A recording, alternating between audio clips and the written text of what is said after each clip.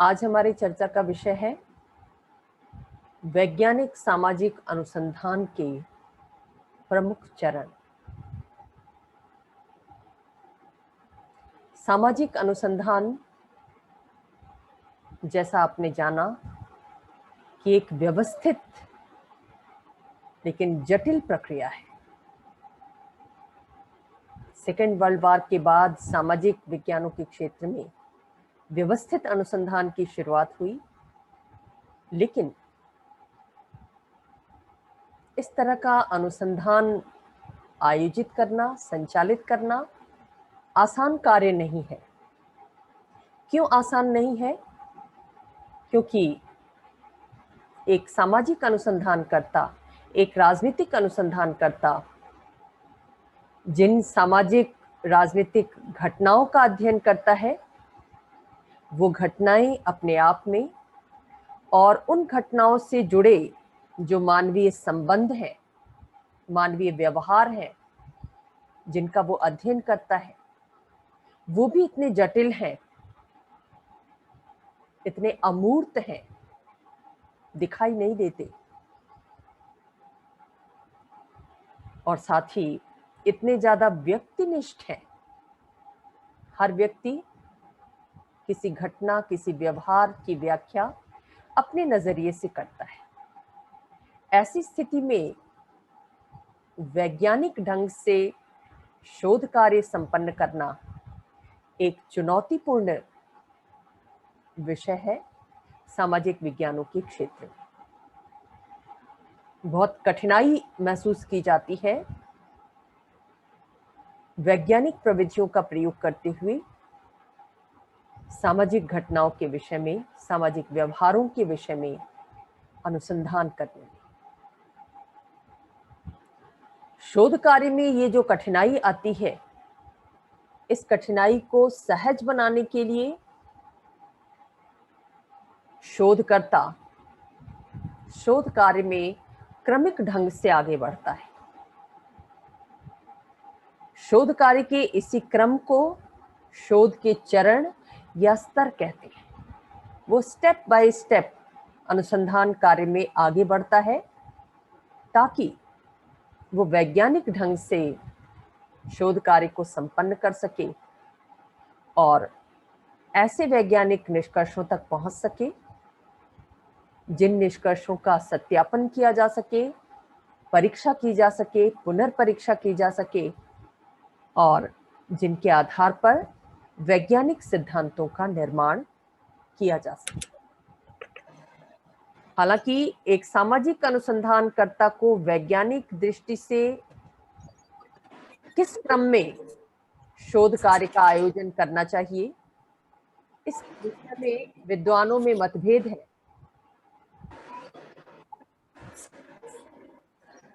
हर विद्वान अलग अलग तरीके से वैज्ञानिक शोध को परिभाषित करता है और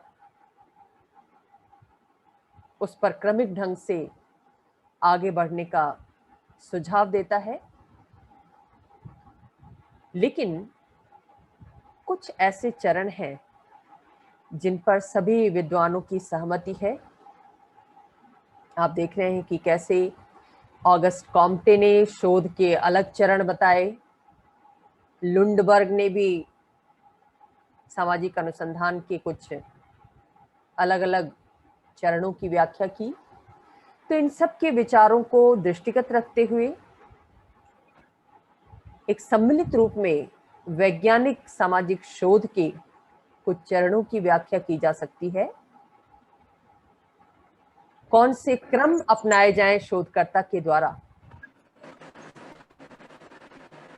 इसके कारण शोध कार्य को वैज्ञानिक ढंग से करने में संपन्न हो सके, सफल हो सके, वैज्ञानिक ढंग से शोध कार्य को संपन्न कर सके, इस लिहाज से शोध के इन चरणों की व्याख्या की गई है। अपना फोन म्यूट कीजिए, आवाज आ रही है, डिस्टरबेंस हो रहा है। कविता,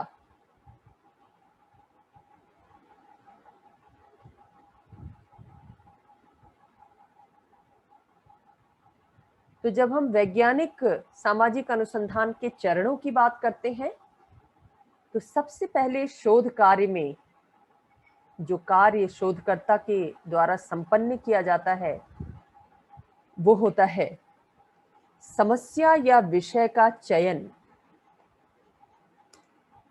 जब भी कोई शोधकर्ता शोध के क्षेत्र में आगे बढ़ता है तो सबसे पहले वो उस प्रश्न से शुरुआत करता है, उस समस्या से शुरुआत करता है जिस समस्या का अध्ययन उसे करना है। शोधकर्ता को सबसे पहले ये तय करना होता है कि वो किस विषय पर, किस समस्या पर गहन अनुसंधान करना चाहता है। इसलिए विषय या समस्या का चयन शोधकर्ता के द्वारा बहुत सावधानी पूर्वक किया जाना चाहिए, क्योंकि अगर शोध विषय का चयन ही गलत हो गया तो ऐसी स्थिति में आगे का संपूर्ण शोध कार्य सफल होगा, इस बात की कोई गारंटी नहीं है। इसलिए शोधकर्ता को विषय का चयन करते समय हमेशा इस बात का ध्यान रखना चाहिए व्यावहारिक दृष्टि से कि वो ऐसे विषय को, ऐसी समस्या को अनुसंधान के रूप में चुने, अनुसंधान करने के लिए चुने जिस समस्या का वैज्ञानिक विधि के द्वारा अध्ययन संभव हो सके।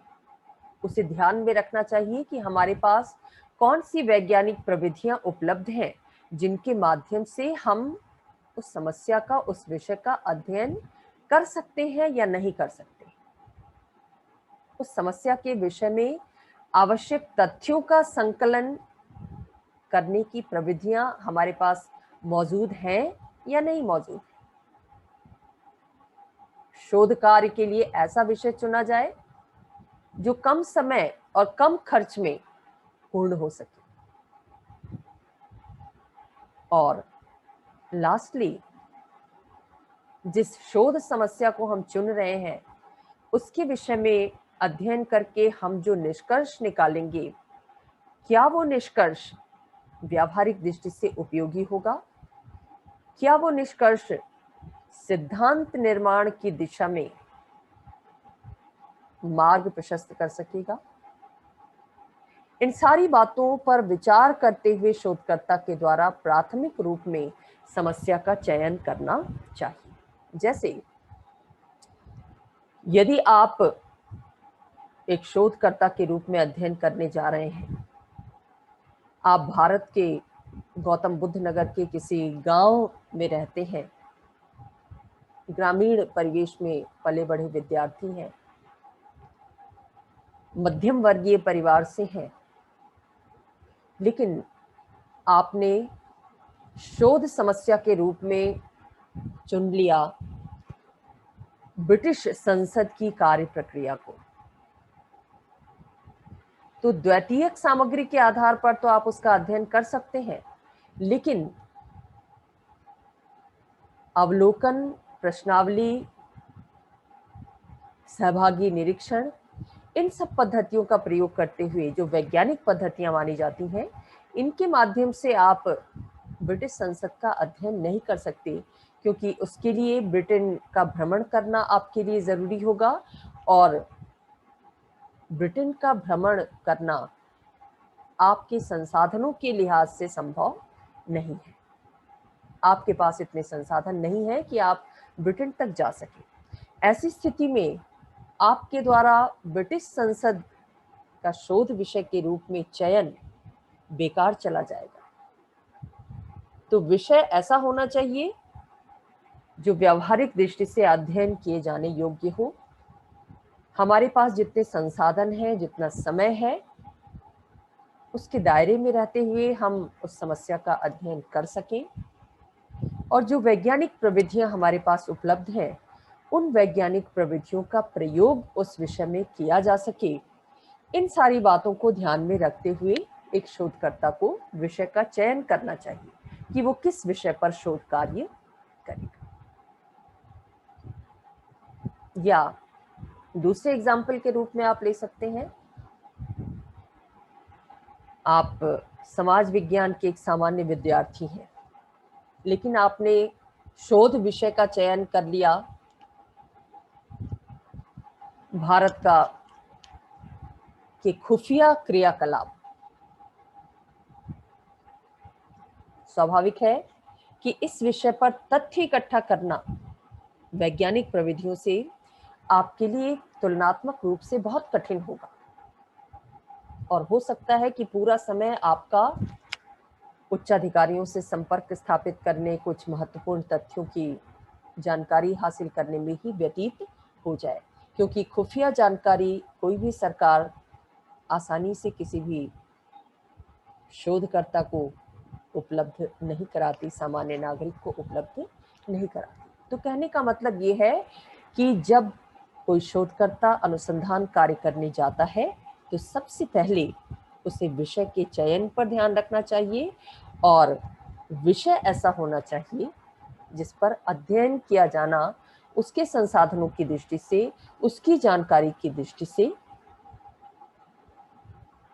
संभव हो।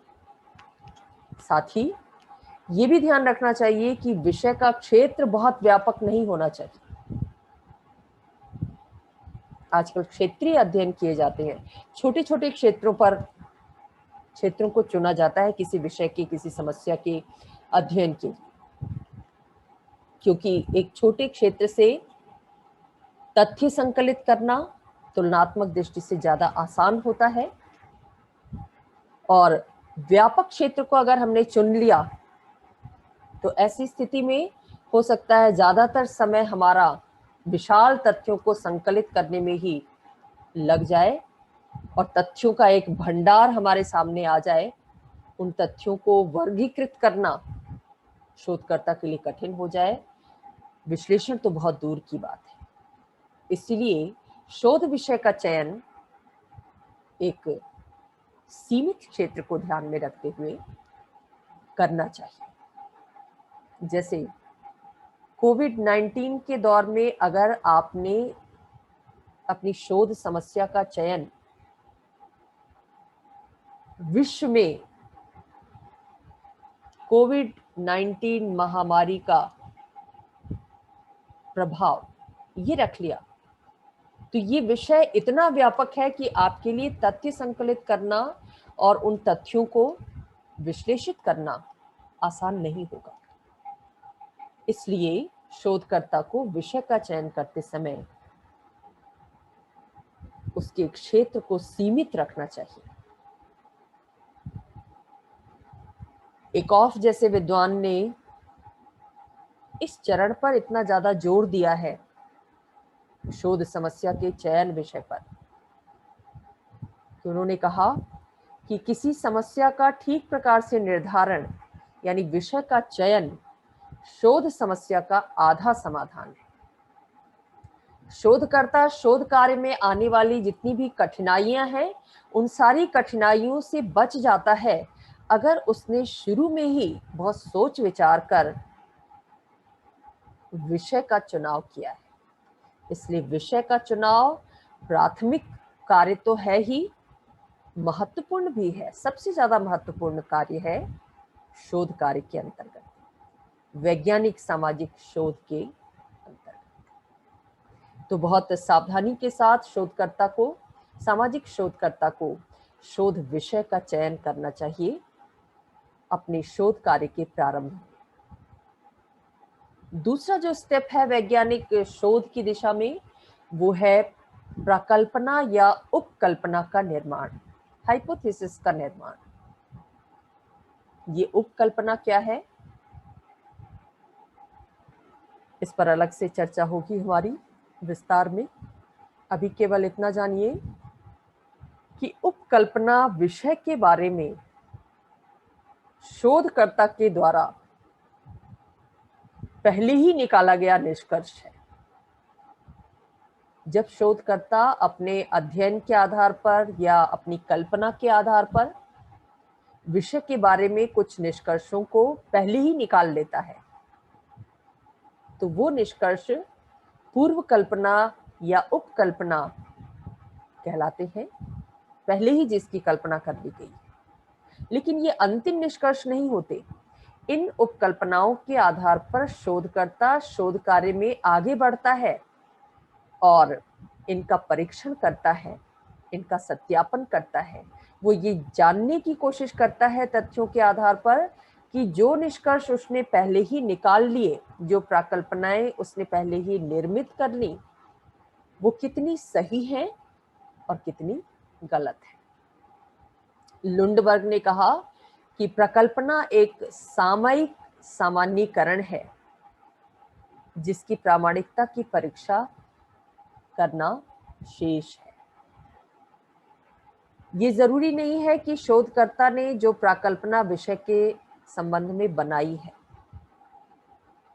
वो प्राकल्पना सही ही साबित हो। जैसे एग्जाम्पल के तौर पर आप ले सकते हैं कि कोविड-19 की महामारी के दौर में आपने विषय के रूप में चुना कि महिलाओं पर पड़ने वाला दुष्प्रभाव, कोविड-19 महामारी का महिलाओं पर पड़ने वाला दुष्प्रभाव।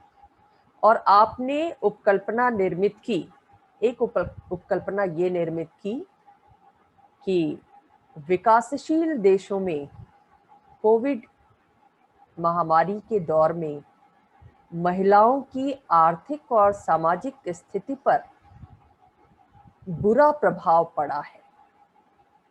ये निष्कर्ष आपने पहले ही निकाल लिया। अब इस निष्कर्ष के साथ आप शोध कार्य में आगे बढ़ेंगी, विभिन्न प्राथमिक और द्वितीयक तथ्यों को इकट्ठा करेंगी। उन तथ्यों के आधार पर हो सकता है आपको ये जानने को मिले कि विकासशील देशों में कुछ देश ऐसे हैं जहां कोविड-19 की महामारी ने महिलाओं को उस रूप में दुष्प्रभावित नहीं किया है, महिलाओं पर इसका बुरा प्रभाव नहीं पड़ा है जितना बुरा प्रभाव अन्य देशों की महिलाओं पर, अन्य विकासशील देशों की महिलाओं पर पड़ा है। तो यहाँ पर आपकी जो पूर्व कल्पना है इस विषय के बारे में, प्राकल्पना है, वो एक हद तक गलत साबित हो रही है। तो शोध कार्य में हम जिस पूर्व कल्पना के आधार पर आगे बढ़ते हैं वो सही भी साबित हो सकती है और गलत भी साबित हो सकती है। इस उपकल्पना का मुख्य कार्य ये है, प्रश्न उठता है कि फिर उपकल्पना बनाई क्यों जाती है, क्यों पहले ही निष्कर्ष निकाल लेता है शोधकर्ता। उसकी वजह यह है कि शोध कार्य का क्षेत्र इतना विस्तृत होता है कि अगर शोधकर्ता उपकल्पनाएं निर्मित न करे तो उसके भटकने की संभावना रहती है। तो उपकल्पना का मुख्य कार्य क्या है? शोधकर्ता के कार्य को दिशा प्रदान करना। जहां कहीं उसके भटकने की संभावना हो वहां उसे उस भटकाव से दूर रखना, उसे एक मार्गदर्शन प्रदान करना कि आपको इस दिशा में जाना है, इस दिशा में ही तथ्य इकट्ठा करने हैं। क्योंकि सामाजिक जीवन इतना बहुपक्षीय होता है, सामाजिक विषय इतने बहुपक्षीय होते हैं कि एक ही विषय के कई पक्षों पर अध्ययन किए जा सकते हैं, शोध किए जा सकते हैं। लेकिन यहाँ पर शोधकर्ता को समय और संसाधनों का ध्यान रखते हुए अपने शोध कार्य को एक निश्चित पक्ष तक ही सीमित रखना होता है। और ऐसी स्थिति में जब वो उपकल्पना बना लेता है तो उसके लिए अपने शोध को एक सीमा में बांधना संभव हो पाता है। तो उपकल्पनाएं शोध कार्य में सहायक होती हैं और चाहे शोध के दौरान ये सत्य साबित हो या असत्य, दोनों ही स्थितियों में ये ज्ञान की वृद्धि में सहायक होती है। तो जो सेकंड स्टेप है वैज्ञानिक शोध का वो है प्राकल्पना या उपकल्पना का निर्माण। अब विषय का चुनाव कर लिया, उसके बारे में उपकल्पनाएं बना ली, फिर क्या करेगा शोधकर्ता? तीसरे स्तर पर, तीसरे क्रम में वो चरों या परिवर्तियों का चयन करता है, वेरिएबल्स का चयन करता है। चर या परिवर्त्य जैसा नाम से स्पष्ट है, वो तत्व जो निरंतर परिवर्तनशील होते रहते हैं। इन परिवर्तनशील तत्वों को ध्यान में रखते हुए शोधकर्ता को अनुसंधान कार्य करना होता है। कोई भी शोध कार्य जब संपन्न किया जाता है, उसके विषय में तथ्य संकलित किए जाते हैं, तो वो तथ्य नेचुरली, स्वाभाविक रूप से कौन उपलब्ध कराता है? लोग उपलब्ध कराते हैं। हम किसी विषय, किसी समस्या के बारे में जानकारी चाहते हैं, तो उस समस्या से प्रभावित होने वाले, उस समस्या के भुक्तभोगी जो लोग हैं, उनसे संपर्क करते हैं, प्रश्नावलियों के माध्यम से या अनुसूची के माध्यम से, या उनका साक्षात्कार करते हैं। और ये जो लोग होते हैं, इनकी जो वैयक्तिक विशेषताएं होती हैं, वो परिवर्तनशील होती हैं, वो एक जैसी नहीं होती। हम जिनसे तथ्य इकट्ठा करते हैं, वो अलग अलग आयु, लिंग, शिक्षा या राजनीतिक जागरूकता वाले हो सकते हैं।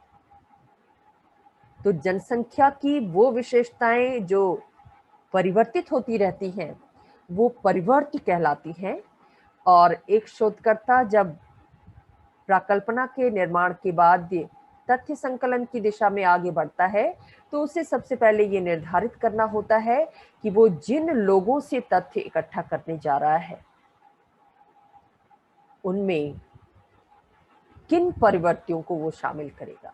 यानी किस आयु वर्ग के लोगों से वो तथ्य संकलित करेगा, किस लिंग के लोगों से तथ्य संकलित करेगा, किस विशेष क्षेत्र में रहने वाले लोगों से, कहाँ के निवासी हैं वो लोग, उनसे तथ्य इकट्ठा करेगा, या एक खास शिक्षित वर्ग से वो तथ्य संकलित करेगा, या ऐसे लोगों से तथ्य संकलित करेगा जो राजनीतिक रूप से जागरूक हैं या जिनकी राजनीतिक जागरूकता का स्तर बहुत कम है।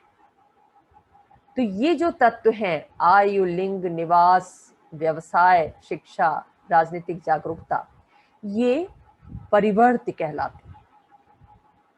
शोधकर्ता को प्रारंभ में ही ये तय करना पड़ता है कि वो किन परिवर्तियों के लोगों से संपर्क स्थापित करके उनसे तथ्य संकलित करेगा। इन चरों को चयन करने के लिए कोई निश्चित विधि नहीं है होती है कि कैसे इन चरों का चयन किया जाए, किस आयु वर्ग के लोगों का चयन किया जाए, किस लिंग के लोगों का चयन किया जाए तथ्य संकलन की। इसलिए अल्टीमेटली शोधकर्ता को खुद इस विषय में निर्णय लेना पड़ता है, और कुछ चरों को शोधकर्ता नियंत्रित कर सकता है या प्रभावहीन कर सकता है, जबकि कुछ चर स्वतंत्रता पूर्वक अध्ययन को प्रभावित करते हैं। तो ये होते हैं चर जो परिवर्तनशील होते हैं, और इन चरों का चयन शोधकर्ता को अपनी समझ, अपने विवेक और शोध कार्य की आवश्यकता को ध्यान में रखते हुए स्वयं करना होता है। अगला जो चरण है वो है निदर्शन का चयन, सैंपलिंग का चयन। निदर्शन क्या है, सैंपल क्या है? सैंपल का मतलब होता है नमूना। तो एक शोधकर्ता को नमूने का चयन करना होता है। कैसे नमूने का? तथ्य संकलन के लिए वो जिस जनसंख्या को चुनता है, वो जनसंख्या एक नमूना होती है। क्योंकि जब भी कोई शोधकर्ता, सामाजिक शोधकर्ता शोध कार्य करने जाता है, तो वो किसी क्षेत्र की, किसी वर्ग की, किसी आयु, किसी लिंग की जनसंख्या से तथ्य संकलित करता है। अब एक खास आयु वर्ग के या एक खास लिंग के सभी सदस्यों से तथ्य संकलित करना व्यावहारिक दृष्टि से आसान नहीं होता शोधकर्ता के लिए, और उसकी जरूरत भी नहीं होती। हालांकि कुछ ऐसे सामाजिक सर्वेक्षण किए जाते हैं जिसमें संपूर्ण जनसंख्या से तथ्य जुटाए जाते हैं। इसको हम जनगणना विधि कहते हैं। जब जनगणना किसी भी राष्ट्र की होती है तो घर घर घूमकर हर घर से प्रत्येक सदस्य की प्रत्येक उससे जुड़े तथ्यों को संकलित किया जाता है। उसकी आयु क्या है, उसका जन्म स्थान क्या है, उसका व्यवसाय क्या है, उसकी इनकम क्या है, उसका लिंग क्या है, सारी जानकारी ली जाती है। लेकिन ज्यादातर सामाजिक शोध कार्यों में जनगणना विधि को प्रयोग में नहीं लाया जाता, क्योंकि ये बहुत समय साध्य है और बहुत खर्चीली भी है। ऐसी स्थिति में शोधकर्ता निदर्शन विधि को चुनता है, यानी जिस क्षेत्र की जनसंख्या से वो तथ्य इकट्ठा करने जा रहा है, उस क्षेत्र की पूरी जनसंख्या से वो तथ्य संकलित नहीं करता, बल्कि उस जनसंख्या में से कुछ भाग को वो चुन लेता है निदर्शन के रूप में। उन्हीं पर अध्ययन करता है, उन्हीं से तथ्य संकलित करता है, और जो तथ्यों के विश्लेषण के आधार पर निष्कर्ष निकलते हैं उसको पूरे क्षेत्र की जनसंख्या पर लागू करता है। क्योंकि प्रैक्टिकली किसी भी शोधकर्ता के लिए ये संभव नहीं होता कि वो पूरी जनसंख्या का अध्ययन करे। तो जब शोधकर्ता समग्र जनसंख्या या क्षेत्र के कुछ भागों का चयन कर उनसे ही तथ्य संकलित करता है और तथ्यों के विश्लेषण के आधार पर जो निष्कर्ष प्राप्त होते हैं उन्हें संपूर्ण भाग पर लागू करता है, तो ये निदर्शन विधि का प्रयोग कहलाता है। तो समग्र अध्ययन इकाइयों में से कुछ का चयन करना निदर्शन है। अब निदर्शन कैसे चुना जाए, क्योंकि निदर्शन का प्रतिनिधित्वपूर्ण होना जरूरी है। जिन लोगों को हम सैंपल के रूप में चुन रहे हैं, जिनसे सूचनाएं प्राप्त कर रहे हैं, आंकड़े प्राप्त कर रहे हैं, हमें ये देखना होता है, शोधकर्ता को ये देखना होता है कि वो ऐसे लोग हों जिनसे प्राप्त जानकारी पूरे ग्रुप को रिप्रेजेंट करती हो, पूरे ग्रुप का प्रतिनिधित्व करती हो, पूरे ग्रुप की विशेषताओं को प्रतिबिंबित करते हो वो लोग। जैसे शिक्षकों के समुदाय पर अगर हमें अध्ययन करना है तो हमें निदर्शन के रूप में ऐसे शिक्षकों को, ऐसी शिक्षण संस्थाओं के शिक्षकों को चुनना होगा जो पूरे देश के शिक्षक वर्ग की विशेषताओं को रिप्रेजेंट करते हैं, और उन पर अध्ययन करके संपूर्ण शिक्षक वर्ग के विषय में हम किसी निष्कर्ष पर पहुंच सकते हैं। तो निदर्शन का चयन कैसे हो जिससे ज्यादा से ज्यादा प्रतिनिधित्वपूर्ण निदर्शन चुने जा सके, इसके लिए अलग अलग विधियां प्रचलित हैं जिन पर हम अलग से चर्चा करेंगे। कुछ संस्तरित निदर्शन हैं, कुछ उद्देश्यपूर्ण निदर्शन होते हैं, कुछ सुविधाजनक निदर्शन होते हैं।